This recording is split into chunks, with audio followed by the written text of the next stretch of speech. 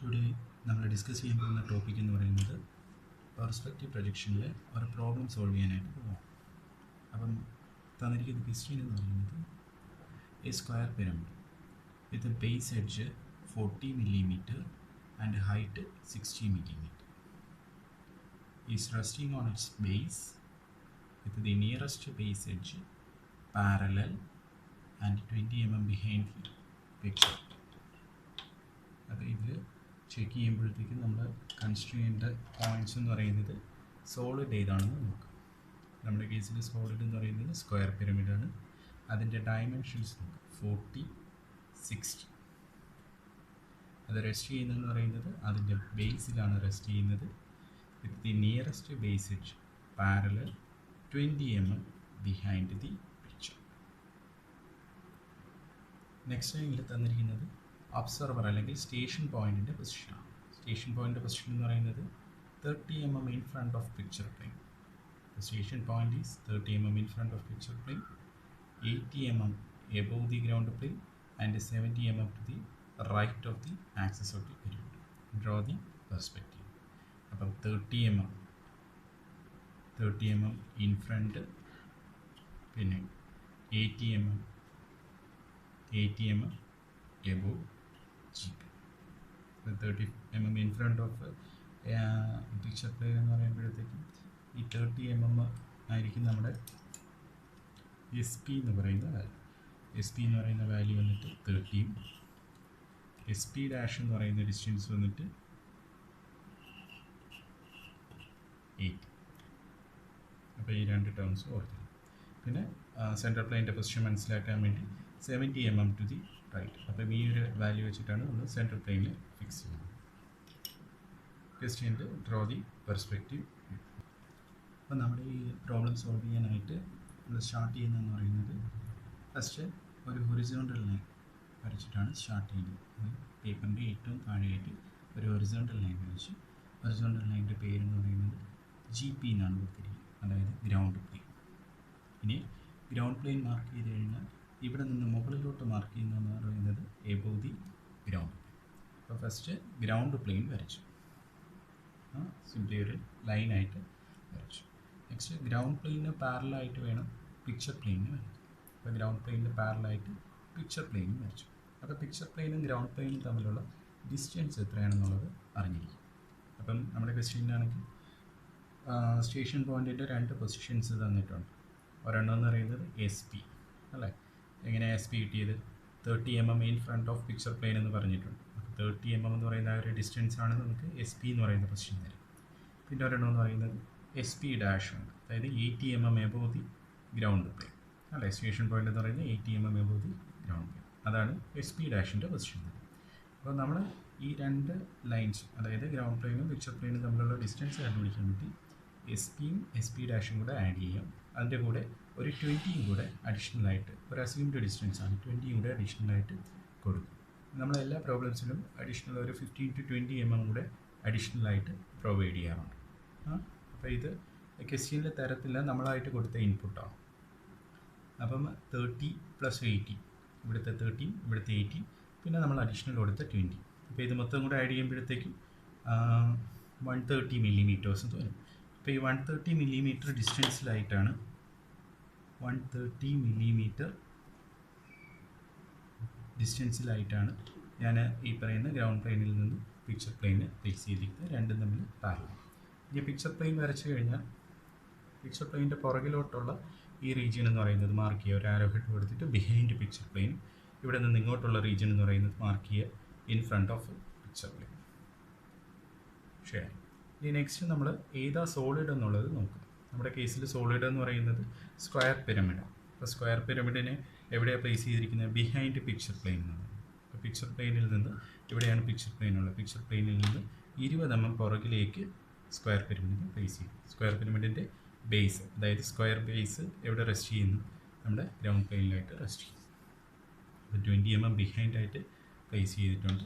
Place ചെയ്യുമ്പോഴത്തേക്കും ഒരു base edge, square പിരമിഡിൻ്റെ ഒരു ബേസ് എഡ്ജ് എന്ന് പറയുന്നത് പിക്ചർ പ്ലെയിനിന് പാരലൽ. അപ്പോൾ ഞാൻ ഈ ഒരു ബേസ് എഡ്ജിന് പിക്ചർ പ്ലെയിനിന് പാരലാക്കുകയും ചെയ്തു. അതുപോലെ തന്നെ സ്ക്വയർ പിരമിഡിന് 20 mm പുറകിലേക്ക് വെച്ചു.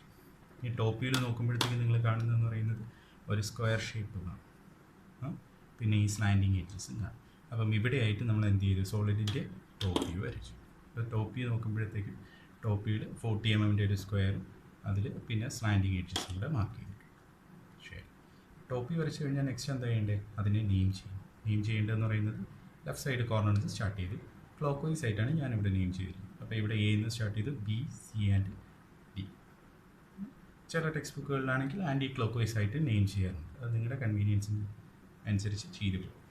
ശരി, നെക്സ്റ്റ് ടോപ്പ് വ്യൂ കിട്ടിക്കഴിഞ്ഞാൽ ടോപ്പിൻ്റെ നേരെ താഴെയായിട്ട് എന്ത് വരച്ചു കൊള്ളണം, ഫ്രണ്ട് വ്യൂ വരും. അതിനുവേണ്ടി എന്താ ചെയ്യേണ്ടത്, ഈ ടോപ്പിൽ ഓരോ പോയിൻറ്റ്സിനെയും നേരെ താഴത്തേക്ക് എക്സ്റ്റെൻഡ് ചെയ്യുക.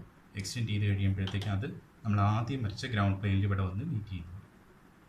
അപ്പോൾ മീറ്റ് ചെയ്യുന്ന പോയിൻറ്റ്സ് വെച്ചിട്ട് നമ്മൾ സോളിഡിൻ്റെ ഫ്രണ്ട് വ്യൂ വരച്ചു. അപ്പോൾ നമുക്കറിയാം സ്ക്വയർ പിരമിഡിൻ്റെ ടോപ്പ് വ്യൂ എന്ന് പറയുന്നത് സ്ക്വയർ ഷേപ്പ് ആണെങ്കിൽ ഫ്രണ്ട് വ്യൂ എന്ന് പറയുന്നത് ട്രയാങ്കുലർ ഷേപ്പ്. അതിൽ സ്ക്വയർ പിരമിഡിൻ്റെ ഹൈറ്റ് തന്നിട്ടുണ്ട്. അപ്പോൾ ആ ഹൈറ്റ് ഇവിടെ ഓയിനെയും കൂടെ പ്രൊജക്റ്റ് ചെയ്യുമ്പോഴത്തേക്ക് ഇവിടെ ആയിട്ട് പോയിൻ്റ് കിട്ടും. ആ പോയിന്റിൽ നിന്ന് ആദ്യമേ എന്ത് ചെയ്യുക, 90 ഡിഗ്രിയിൽ ആക്സിസ് വരയ്ക്കുക.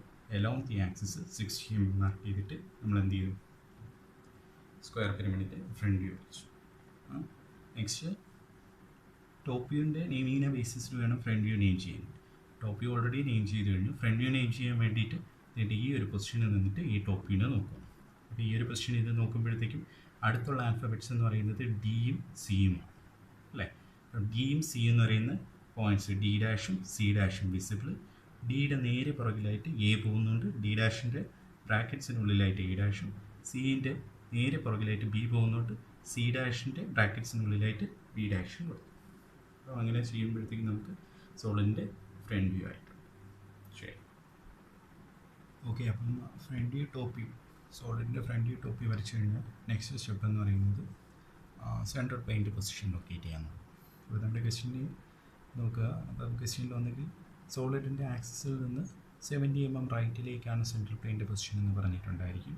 അല്ലെങ്കിൽ സെൻട്രൽ പ്ലെയിനിൽ നിന്ന് 70 mm ലെഫ്റ്റിലേക്കാണ് സോളിഡിൻ്റെ ആക്സിസ് എന്ന് പറഞ്ഞിട്ടുണ്ട്. അപ്പം ആ ഒരു പോയിൻ്റ് വെച്ചിട്ട് നമ്മൾ എന്ത് ചെയ്തു, ഇവിടെ നിന്ന് 70 mm റൈറ്റിലേക്ക് മാറിയിട്ട് സെൻട്രൽ പ്ലെയിന് വരച്ചു.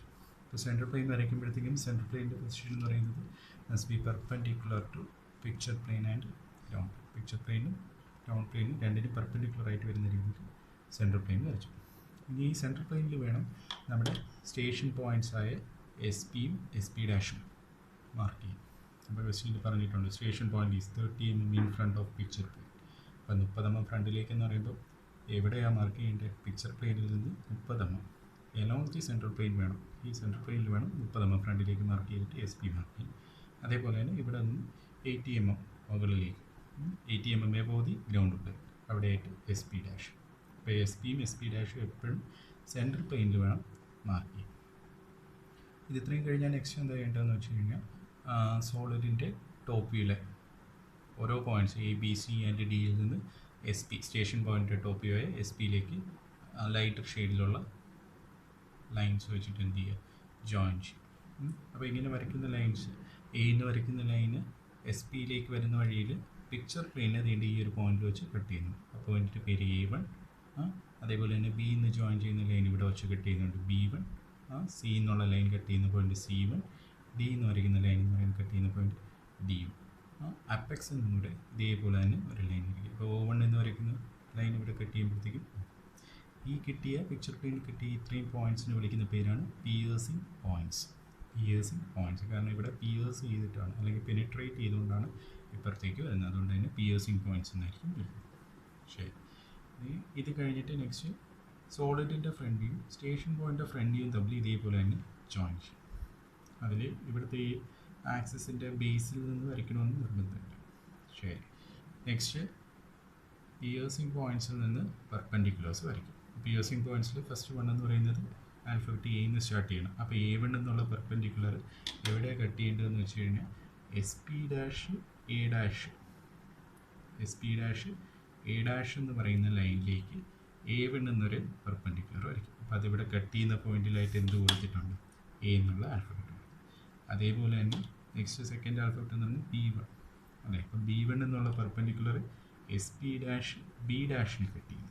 എസ് പി ഡാഷ് ബി ഡാഷിലേക്ക് കട്ട് ചെയ്യുന്ന രീതിയിൽ B1 നിന്ന് പെർപെൻഡിക്കുലർ വരച്ചു. അത് മീറ്റ് ചെയ്ത പോയിന്റ് ഇവിടെ കട്ട് ചെയ്ത പോയിന്റിൽ ബി എന്ന് വരും. ഇതേപോലെ തന്നെ C1 എന്നുള്ള perpendicular S P dash C ഡാഷും അതേ ലൈൻ തന്നെയാണ്. C1 എന്ന് വരയ്ക്കുന്നത് എസ് പി ഡാഷ് സി ഡാഷിനെ കട്ട് ചെയ്ത പോയിന്റ് നീണ്ട ഇവിടെ ആയിട്ട് ആ പോയിന്റ് സി എന്ന്. ഇങ്ങനെ നമ്മൾ ഏതൊക്കെ പോയിന്റ്സ് മാർക്ക് ചെയ്യാം? എ ബി സി ഡി, അതിന് പുറമെ O1 കൂടെ മാർക്ക് ചെയ്യും. O1 മാർക്ക് ചെയ്യാൻ വേണ്ടി എസ് പി ഡാഷ് O1 ഡാഷിൽ കട്ട് ചെയ്ത രീതിയിൽ O1 എന്നുള്ള പെർപെൻഡിക്കുലർ അത് ഇവിടെ മീറ്റ് ചെയ്ത് അവിടെ O1. നെക്സ്റ്റ് സോളിഡിൻ്റെ ബേസ് എഡ്ജസും സ്ലാൻഡ് എഡ്ജസും സൈഡിലായിട്ട് എഴുതിയിടുക. ഇതിൽ base edges A B, B C, C D, D A. Slant edges O1A, O1B, O1C, O1D. അപ്പോൾ ഇത്രയും എഡ്ജസ് ഇവിടെയുള്ള പോയിൻറ്റ്സ് എല്ലാം നമ്മൾ ജോയിൻ ചെയ്തിട്ട് വരയ്ക്കും. അതിൽ നമ്മൾ ഓർത്തോഗ്രാഫിക്കിൽ പഠിച്ച പോലെ തന്നെ 5 പോയിൻറ്റ്സ് ഇവിടെ കിട്ടിക്കഴിഞ്ഞാൽ ആദ്യം ബൗണ്ടറി മാർക്ക് ചെയ്യും. അപ്പോൾ അങ്ങനെ നോക്കുമ്പോഴത്തേക്കും ബേസ് എഡ്ജസിൽ ഫസ്റ്റ് എ ബി എന്ന് പറയുന്ന ബേസ് എഡ്ജ് ആണോ എന്ന് നോക്കുമ്പോൾ ബേസ് എഡ്ജ് അല്ല, അതുകൊണ്ട് അത് വരയ്ക്കേണ്ട തുടക്കം. പിന്നെ ബി സി ബേസ് എഡ്ജാണ്, അതുകൊണ്ട് നമ്മൾ ആദ്യം എന്ത് ചെയ്യും? ബി സി എന്ന് പറയുന്ന ബേസ് എഡ്ജ് അങ്ങ് വരയ്ക്കും. പിന്നെ സി ഡി ബേസ് എഡ്ജ് ആണോ എന്ന് നോക്കുമ്പോൾ സി ഡി ബേസ് എഡ്ജാണ് അല്ലേ. സി ഡി എന്ന് പറയുന്നത് ബൗണ്ടറിയാണ് അല്ലേ, ബേസ് എഡ്ജുമാണ് ബൗണ്ടറിയാണ്. കാരണം ഈ സിയും ഡിയും തമ്മിൽ ജോയിൻ ചെയ്യുന്നുണ്ട് പേനയുടെ ഒരു സൈഡിലാണ് ബാക്കിയുള്ള O1ഉം എയും ബിയും എല്ലാം നിൽക്കുന്നത്. അതുകൊണ്ട് തന്നെ സി ഡി എന്ന് പറയുന്ന ബൗണ്ടറിയാണ്. അപ്പോൾ ആ സി ഡി നമ്മൾ എന്ത് ചെയ്യും? ആദ്യം ഇന്ന് വരയ്ക്കും. ഇനി എ ഡി എന്ന് പറയുന്ന ബേസ് എഡ്ജ് ബൗണ്ടറി ആണോ? അല്ല. റീസൺ എന്ന് പറയുന്നത് O1 മുകളിലും പോയി ബിയും സിയും താഴെ, അതുകൊണ്ട് അത് ഒന്നും വരയ്ക്കേണ്ട, തൽക്കാലം ഒന്ന് ലീവ് ചെയ്യും. ഇതേപോലെ തന്നെ സ്ലാൻഡ് എഡ്ജസ് നോക്കാം. സ്ലാൻഡ് എഡ്ജസ് നോക്കുമ്പോൾ O1B ബൗണ്ടറിയാണ്, O1D ബൗണ്ടറിയാണ്.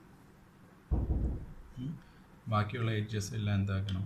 നമ്മൾ ഈ ഒരു സ്റ്റേഷൻ പോയിന്റിൽ നിന്ന് വ്യൂ ചെയ്തിട്ട് വേണം ബാക്കിയുള്ള എഡ്ജസ് നോക്കാം. അപ്പോൾ ഈ പോയിന്റിൽ നിന്ന് വ്യൂ ചെയ്യുമ്പോഴത്തേക്കും സോളിഡിനെ ഇവിടെ പ്ലേസ് ചെയ്തിരിക്കും. അപ്പോൾ ഈ പോയിന്റിൽ നിന്ന് നോക്കുമ്പോഴത്തേക്കും അതിൽ സി ഡി എന്ന് പറയുന്ന ഈ ഒരു എഡ്ജ് കാണും, സി ബി എന്ന് പറയുന്ന എഡ്ജ് കാണും, പിന്നെ സ്ലാൻഡിങ് എഡ്ജസിൽ 1, 2, 3 നീണ്ട് ഇവിടെ നിന്ന് നോക്കുമ്പോഴത്തേക്കും കാണുന്നത്. അപ്പോൾ ഇവിടെ നിന്ന് നോക്കുമ്പോൾ കാണുന്ന എഡ്ജസ്, വിസിബിൾ ആയിട്ടുള്ള എഡ്ജസ് എല്ലാം ഞാനിവിടെ ബ്ലൂ ഷെയ്ഡിലുള്ള പെയിൻ കൊണ്ട് മാർക്ക് ചെയ്തിട്ടുണ്ട്. 2, 3, 4, 5. അപ്പോൾ അതിൽ കുറച്ച് എഡ്ജസ് എല്ലാം ഓൾറെഡി എന്തായിരിക്കും? കുറച്ച് എഡ്ജസ് എല്ലാം ഓൾറെഡി ബൗണ്ടറി ആയി കാണും. ബാക്കിയുള്ള എഡ്ജിൽ വരുന്നത് O1C ആണ്. അതെന്താക്കി കൊടുക്കുക? വിസിബിളാക്കി കൊടുക്കുക. അത് പെൻ വെച്ചിട്ട് വിസിബിളാക്കി കൊടുക്കും. നെക്സ്റ്റ് എന്താ ചെയ്യേണ്ടത്? വീണ്ടും മെച്ചുള്ള എഡ്ജസ് നോക്കാൻ വേണ്ടി നമ്മൾ എന്ത് ചെയ്യും? സോളിഡിനെ വീണ്ടും ഇവിടെ ഒരു പൊസിഷനിൽ നിന്ന് നോക്കുമ്പോഴത്തേക്കും ഇതേ പൊസിഷനിൽ നിന്ന് തന്നെ ഒബ്സർവ് നോക്കുമ്പോൾ ഈ ബാക്കിലുള്ള ഈ എഡ്ജ്, ഇത് ഈ സ്ലാൻഡ് എഡ്ജ്, അത് 3 ഇൻവിസിബിളാണ്. അപ്പോൾ അങ്ങനെ 3 ഇൻവിസിബിൾ എഡ്ജസ് ഉണ്ട്. ഇൻവിസിബിൾ എഡ്ജസിന് റെഡ് ഷെയ്ഡ് ഇട്ട് മാർക്ക് ചെയ്തിട്ടുണ്ട്. വീണ്ടും ഇവിടെ ഏതൊക്കെ?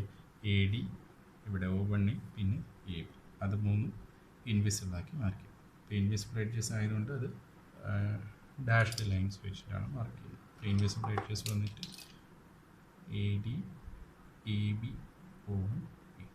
അപ്പോൾ മൊത്തം 4 ബേസ് എഡ്ജസും ഉണ്ട്, 4 സ്ലാൻഡ് എഡ്ജസും ഉണ്ട്. അപ്പോൾ ഇതിൽ ഈ കിട്ടിയിരിക്കുന്ന ഇമേജിനെയാണ് നമ്മൾ പെർസ്പെക്റ്റീവ് പ്രൊജക്ഷൻ എന്ന് വിളിക്കുന്നത്.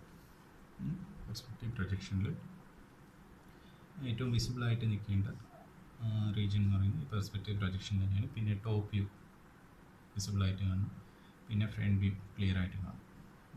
ബാക്കി ground plain, picture plain, central plain, ഇത് 3 ക്ലിയർ ആയിട്ട് കാണും. ബാക്കി ഈ വരയ്ക്കുന്ന ലൈൻസ് എല്ലാം ലൈറ്റർ ഷെയ്ഡ് ആയിരിക്കും. ഇവിടെ നിന്ന് ഇങ്ങോട്ട് വരച്ച ലൈൻസും ലൈറ്റർ ഷെയ്ഡ്, ഇവിടെ നിന്ന് വരച്ച പെർപെൻഡിക്കുലേഴ്സും ലൈറ്റർ ഷെയ്ഡ്. അപ്പോൾ ഇങ്ങനെയാണ് പെർസ്പെക്റ്റീവ് പ്രൊജക്ഷനിലെ ഒരു പ്രോബ്ലം